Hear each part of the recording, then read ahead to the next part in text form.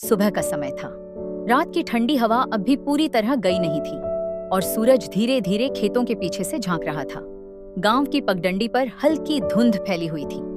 पेड़ों पर बैठे पक्षी मीठी आवाज में चहचहा रहे थे, मानो नई सुबह का स्वागत कर रहे हों।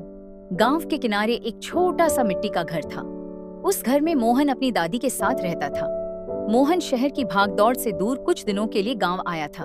उस सुबह मोहन जल्दी उठ गया। उसने बाहर आकर देखा कि दादी आंगन में तुलसी को पानी दे रही थी। पास में चूल्हे पर चाय बन रही थी और उसकी खुशबू पूरे आंगन में फैल रही थी।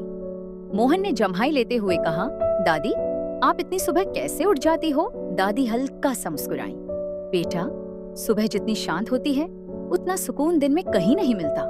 मोहन चुप हो गया। उसने पहली बार ध्यान से उस सुबह को महसूस किया। हवा ठंडी थी, मिट्टी की खुशबू मन को शांति दे रही थी और दूर खेतों में काम पर जाते किसान दिखाई दे रहे थे।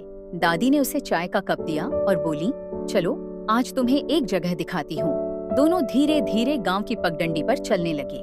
रास्ते में ओस से भीगी घास चमक रही थी। थोड़ी दूर जाकर वे एक पुराने बरगद के पेड़ के पास पहुंचे। वहां एक छोटा सा तालाब था जिसका पानी बिल्कुल शांत था। उगते सूरज की किरणें उसमें सोने की तरह चमक रही थीं। मोहन वहीं बैठ गया।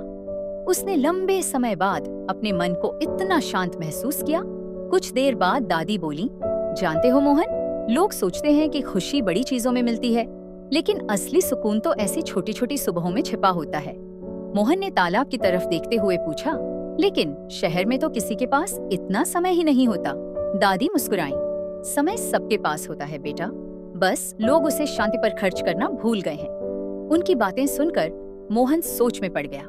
उसे याद आया कि शहर में हर सुबह अलार्म की तेज आवाज ट्रैफिक और भागदौड़ से शुरू होती थी। उसने कभी सूरज निकलते नहीं देखा था।